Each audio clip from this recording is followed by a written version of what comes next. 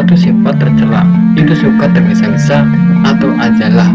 Lazimnya dalam dunia dongeng, segalanya ingin serba tokcer atau instan. Dalam hubungan ini, maka jalan penyimpangan pun sering menjadi pilihan, terutama bagi insan linglung karena terhujam rasa bingung yang mendalam. Ini kisah seorang janda muda yang sedang diurung duka. Setelah bercerai dengan suami, mau tak mau, ia pun harus memikul beban sang anak sendirian. Waktu itu, tak ada di benaknya untuk berpikir tentang masalah halal dan haram. Yang penting, ia bisa kerja hingga bisa mengurus dan membiayai kehidupan anaknya. Singkat cerita, ia pun dapat kerja menjadi pemandu lagu. Namun setelah beberapa minggu bekerja, ia pun merasakan tantangan baru. Ini terkait dengan persaingan daya tarik dan kemolekan. Ia merasa kalah dengan para pemandu lagu yang masih gadis. Walaupun memutar otak bagaimana caranya supaya dia tariknya tak meredup oleh para gadis yang menjadi pesaingnya, dan ia pun menemukan jalan, yakni jalan instan yang menyesatkan. Kemudian ia mencari tahu orang-orang pintar untuk ditemuinya. Dukun kikun, uskun, atau paranormal sering jadi pilihan solusi bagi instan yang lagi bingung. Dan walaupun di antara sang teman bertemu sang orang pintar, setelah menjelaskan problem hidup dan maksudnya, ia pun memohon bantuan orang pintar tersebut. Pertama kali ia disuruh untuk membaca kulhu tiap habis salat fardu sebanyak 70 kali. Namun aneh, setelah itu ia sering kesurupan. Lalu sang usulan menyarankan supaya bacaan wirid kulhunya diganti dengan ta'ud bismillah, syahadat, salawat, nariyah, al-fatihah, al-falak, dan anas, dan juga puasa muti selama seminggu. Setelah itu memang ada perubahan, ia tak kesurupan lagi. Selain itu, ia menjadi memiliki semangat untuk beribadah, bahkan salat tahajud. Yang menakjubkan, saat ia terlelap tidur, selalu ada makhluk gaib untuk membangunkan dirinya guna mengenakan salat tahajud.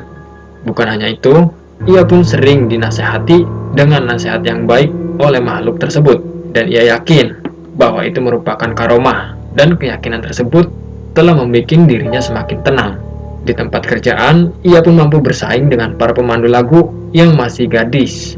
Rezeki pun kian deras mengalir. Ia merasa senang karena di samping bisa menghidupi anaknya, ia pun bisa membeli baju-baju yang cukup bergengsi. Akan tetapi perubahan tiba-tiba terjadi. Ia sering sakit-sakitan, terutama sakit kepala yang tak bisa diobati. Bahkan saat lagi parah-parahnya, ia sering pingsan. Dan yang lebih menyiksa dirinya, ia sering merasa cemas yang berlebihan hingga dadanya berdebar kencang. Saat kondisi kesehatannya memburuk, ia tak henti untuk terus ibadah.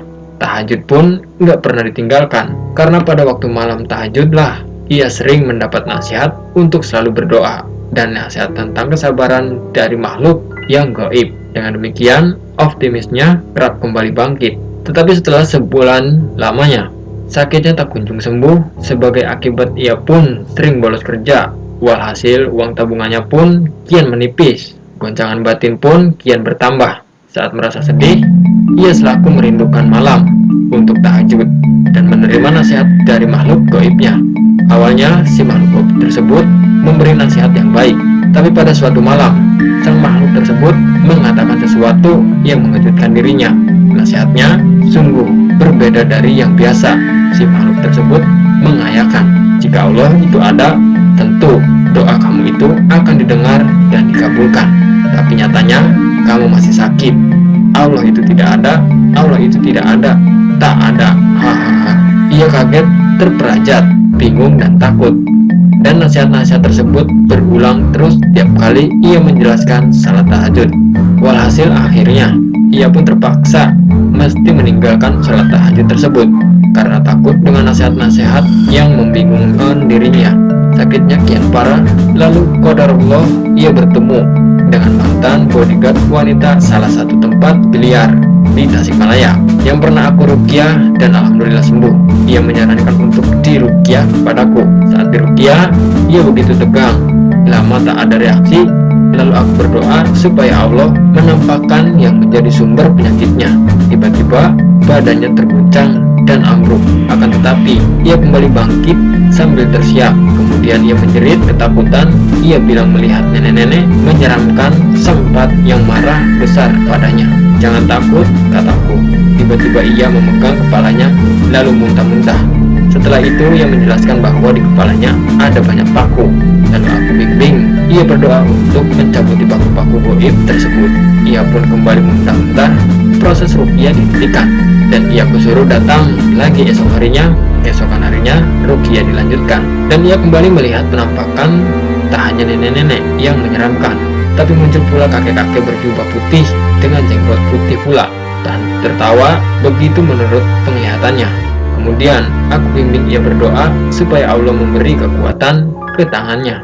Spontan tangannya bergerak sendiri dan meliuk-liuk seolah sedang bertarung. Cukup lama tapi pada akhirnya dua makhluk tersebut bisa dengan izinnya. Demikian menurut pengakuannya. Setelah itu kepalanya merasa enteng. Namun esokan harinya ia menelpon bahwa gangguan datang lagi, tapi ia bilang bahwa ia bisa mengatasinya sendiri dengan doa yang telah kubajarkan.